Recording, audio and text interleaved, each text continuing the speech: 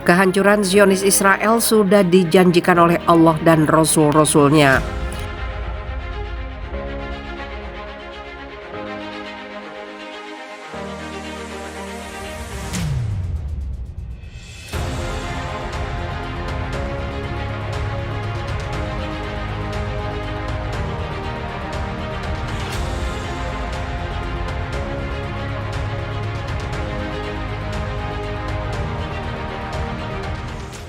Nabi Isa Al-Masih diutus kepada Bani Israel yang telah tersesat. Dia datang dengan wahyu suci yang bernama Injil, dibantu dengan sahabat-sahabatnya yang beriman dan teguh menjalankan Taurat dan Injil.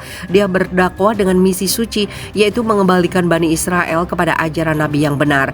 Dia hadir untuk mengembalikan umatnya yang telah tersesat dengan misi dari Tuhannya. Dia berupaya untuk membawa ajaran-ajarannya ke semua golongan dalam masyarakat Bani Israel. Ada yang beriman dan ada pula yang kafir akan kerasulannya. Yang beriman kepada kerasulannya adalah orang yang taat dalam menjalankan Taurat, dan mereka yang kafir dengannya adalah orang yang tahu akan kebenaran kerasulannya dalam Taurat, namun mereka enggan menerimanya. Mereka adalah golongan yang haus kedudukan dan martabat sebagai rabi-rabi dalam masyarakat Bani Israel. Maka datanglah sesudah mereka generasi yang jahat, yang mewarisi Taurat, yang mengambil harta benda dunia yang rendah ini dan berkata, kami akan diberi ampun. Dan kelak jika datang kepada mereka harta benda dunia sebanyak itu pula, niscaya mereka akan mengambilnya juga. Bukankah perjanjian Taurat sudah diambil dari mereka, yaitu bahwa mereka tidak akan mengatakan terhadap Allah kecuali yang benar, padahal mereka telah mempelajari apa yang tersebut di dalamnya, dan kampung akhirat itu lebih baik bagi mereka yang bertakwa. Maka apakah kamu sekalian tidak mengerti? Al-A'raf 169.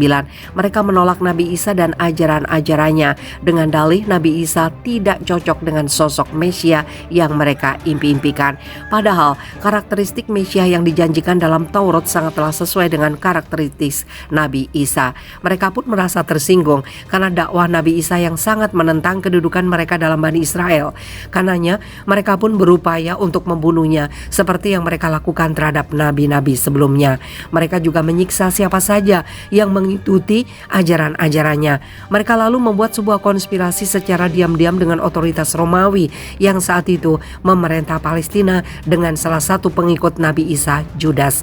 Mereka yakin makar mereka akan berjalan sukses. Nabi Isa akan segera lenyap dari Yerusalem. Seperti yang disebutkan dalam kitab Injil, Nabi Isa sangat mengecam segala bentuk eksploitasi agama demi dunia. Dia mengecam para nabi yang menurutnya sudah berlaku egois dalam menyatakan kebenaran.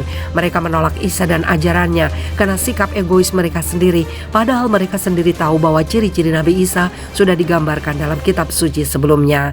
Mereka telah berlaku sewenang-wenang dalam kebenaran, yaitu dengan merubah-rubah ajaran Taurat sesuai dengan apa yang mereka kehendaki. Lalu Isa pun diutus oleh Allah untuk menghancurkan kesewenangan mereka dengan wahyu yang diturunkan kepada para nabi sebelumnya. Sedangkan otoritas Romawi mempunyai kepentingan dengan kekuasaan. Saat itu Israel diperintah oleh keluarga kerajaan Herod yang sejak awal sudah benci dengan dakwah Nabi Isa. Mereka takut dengan semangat dakwah Isa untuk mengembalikan masyarakat ke dalam kerajaan yang sesuai dengan ajaran para nabi. Jika masyarakat sudah dipimpin oleh seorang yang berpegang teguh dengan ajaran Taurat dan Injil, maka mereka akan segera kehilangan kekuasaannya. Dari hari ke hari, orang-orang Bani Israel semakin yakin dan beriman dengan kerasulan Isa alaihissalam. Hal itu pun membuat otoritas kerajaan khawatir akan perkembangan dakwahnya, sedangkan Judas hanya mementingkan uang yang akan diterimanya. Mereka pun berbuat makar dan yakin akan berhasil membunuh Isa. Namun sejahat-jahatnya makar yang mereka buat, Allah membalas segala makar mereka. Allah adalah zat yang paling tahu tentang makar yang dibuat oleh musuh-musuhnya. Dan karena ucapan mereka, sesungguhnya kami telah membunuh Al-Masih, Isa putra Maryam, Rasul Allah. Padahal mereka tidak membunuhnya dan tidak pula menyalibnya, tapi yang mereka bunuh orang yang diserupakan dengan Isa bagi mereka. Sesungguhnya orang yang berselisih paham tentang pembunuhan Isa benar-benar dalam keraguan tentang yang dibunuh itu. Mereka tidak mempunyai keyakinan tentang siapa yang dibunuh kecuali mengikuti persangkaan belaka. Mereka tidak pula yakin bahwa yang mereka bunuh itu adalah Isa. An-Nisa 157. Mereka yakin telah membunuh Isa, padahal yang mereka bunuh adalah Judas, orang yang berkhianat. Setelah mereka yakin telah membunuh Isa, mereka pun melakukan genosida secara massal terhadap para pengikut Nabi Isa. Mereka membunuh, menyiksa siapa saja yang beriman dengan kerasulan Isa. Dengan begitu mereka yakin tidak akan lagi ada orang yang mengganggu kepentingan mereka dalam masyarakat.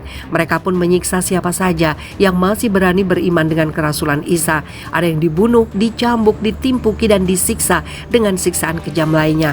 Sekitar 2.000 orang pengikut Nabi Isa tewas oleh gerakan pembasmian yang dipimpin oleh kelompok Parisi. Mereka tidak tahu bahwa kelak segala perbuatan mereka akan segera dibalas oleh Allah yang Maha Perkasa dan Maha Adil. Allah membalas makar yang mereka perbuat terhadap Rasulnya dan orang-orang yang beriman. Makar dibalas makar. Allah tahu mengirim bala tentara Romawi yang dikenal kejam jika sudah berperang. Dia membiarkan bangsa Romawi untuk menyerang orang Yahudi tanpa ampun. Peristiwa itu terjadi pada tahun 70 Masehi di bawah Panglima Titus. Ingatlah ketika Tuhanmu memberitahukan bahwa sesungguhnya Dia akan mengirim kepada mereka orang Yahudi sampai hari kiamat, orang-orang yang akan menimpakan kepada mereka azab yang seburuk-buruknya. Sesungguhnya Tuhanmu amat cepat siksanya. Sesungguhnya Dia adalah Maha Pengampun lagi Maha Penyayang. Al-A'raf 157. Peristiwa itu benar-benar dahsyat kehancurannya. Pasukan Romawi masuk ke kampung Yerusalem dan menghancurkan apa saja yang mereka lihat. Mereka menghancurkan kuil Sulaiman yang di dalamnya terdapat barang-barang keramat bangsa Yahudi. Ratapan dan penyesalan terlihat di setiap wajah orang Yahudi saat lebih dari 3.000 orang Yahudi tewas secara massal. Benarlah yang diwahyukan Allah kepada Isa bahwa kelak kuil Sulaiman itu akan hancur.